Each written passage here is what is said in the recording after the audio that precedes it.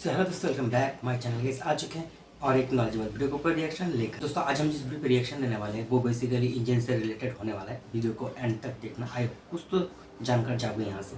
Alpha defence का video है, आप लोग को ओरिजिनल वीडियो का लिंक मिल जाएगा इन द डिस्क्रिप्शन। और वीडियो अगर अच्छा लगे तो वीडियो को लाइक और शेयर कर देना। So let's start this video.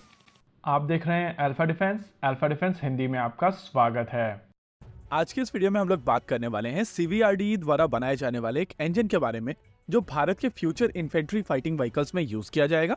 DRDO की lab combat vehicle research and development establishment जो चेन्नई में है, इनकी तरफ से एक 600 हॉर्स पावर के डीजल इंजन को बनाया गया था और अब इस इंजन का second generation variant external agency की मदद से टेस्टिंग के लिए जाने वाला है। देखिए, आमतौर पर जब भी बात की जाती है इंजन्स की, स्पेसिफिकली आर्मर्ड व्हीकल्स को लेकर, तो अब तक भारत की तरफ से ऐसे बहुत सारे इंजन्स को असेंबल जरूर किया जा रहा था, लेकिन खुद का कोई भी इंजन अभी तक भारत ने नहीं बनाया था। और इसी वजह से डीआरडीओ की लैब सीवीआरडी को यह टास्क दिया गया था कि इंडिजिनस इंजन्स बनाए जाएं। बेसिकली सीवीआरडी की तरफ से 3 इंजन्स के डिजाइन बनाए गए हैं। एक 600 हॉर्स पावर इंजन, दूसरा 1000 हॉर्स पावर इंजन और तीसरा 1500 horse power engine. 1500 horse power engine यानी कि दात्रान 1500 ऑलरेडी टेस्ट बेंच के ऊपर जा चुका है और इसकी इनिशियल टेस्टिंग अभी चल रही है। 1000 हॉर्स पावर के इंजन को लेकर यूटिलिटी नहीं देखी गई थी और इसी वजह से T-72 टैंक के इंजन्स को ऑपरेट किया गया है। ये चीज हम सभी जानते हैं कि पुरानी ऑर्डिनेंस फैक्ट्री बोर्ड के द्वारा 780 हॉर्स पावर का एक इंजन बनाया जाता है। ये बेसिकली T-72 का इंजन है जो रशियन टेक्नोलॉजी ट्रांसफर के बेसिस पर भारत में असेंबल किया जाता है और इसी इंजन को सीवीआरडी की तरफ से ऑपरेट किया गया है। लेकिन फ्यूचर इन्फेंट्री फाइटिंग व्हीकल की रिक्वायरमेंट को ध्यान में रखते हुए 600 हॉर्स पावर इंजन भारत के लिए काफी ज्यादा क्रूशियल हो जाता है, क्योंकि माना जा रहा है कि इन्फेंट्री फाइटिंग व्हीकल कैटेगरी में भारत बहुत सारे व्हीकल्स एक्वायर करेगा और इसी वजह से इस रिक्वायरमेंट के लिए एक इंडिजिनस सोल्यूशन जरूरी है। इस इंजन को लेकर डिजाइन सीवीआरडी का है, लेकिन इसका फैब्रिकेशन और इंटीग्रेशन किया गया है अशोक लेलैंड द्वारा। चेन्नई बेस्ड ये ऑटोमोबाइल कंपनी काफी पहले से बस, ट्रक्स और दूसरे व्हीकल्स बनाती आई है। इनफैक्ट इंडियन आर्मी के लिए भी इन्होंने कई सारे ट्रक्स और प्रोटेक्टेड व्हीकल्स बनाए हैं। सीवीआरडी की तरफ से ये जो 600 हॉर्स पावर का इंजन डेवलप किया गया है, इसका सबसे इंपॉर्टेंट एस्पेक्ट है इसका पीक टॉर्क। ये 1505 न्यूटन मीटर का मैक्सिमम पीक टॉर्क जनरेट कर सकता है और ये नंबर केवल अभी तक की टेस्टिंग के दौरान अचीव किया गया है। अभी इसकी फाइनल और मैक्सिमम टेस्टिंग बाकी है।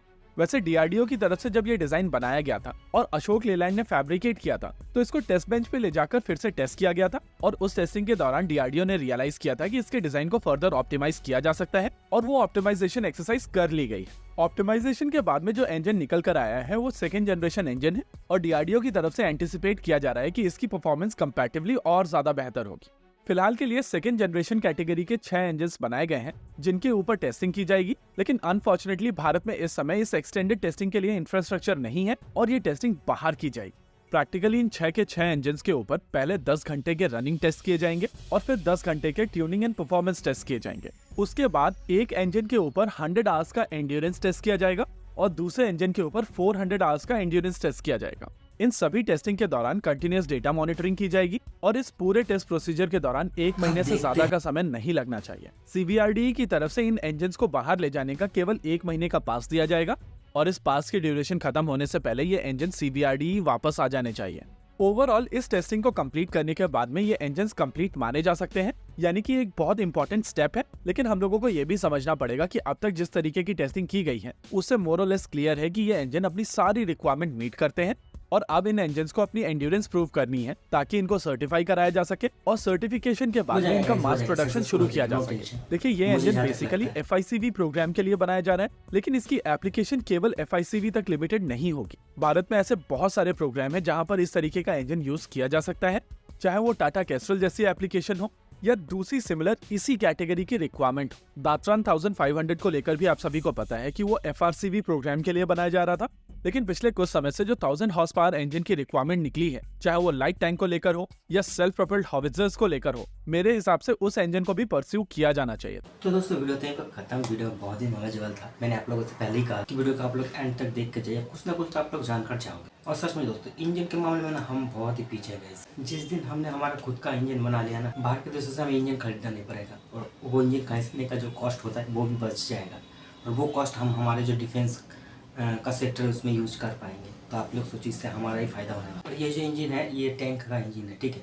देखिए, हमने अभी तक टैंक का इंजन ही बनाकर रेडी नहीं कर पाए। अब ये इंजन तो बनाकर रेडी हो चुका है, अब इसका सिर्फ टेस्ट बाकी है और ये बात सोचो कि हम जो टेस्ट करेंगे हमारे देश में टेस्ट करने का जो फैसिलिटी वो भी नहीं है गाइस। अभी भी दोस्तों हमें बाहर का जो देश है उसके ऊपर निर्भर होना पड़ रहा है। हमने इंजन तो बना लिया मगर उसका हम खुद के देश में टेस्ट नहीं कर सकते, उसके लिए हमें बाहर के देश में जाना पड़ेगा।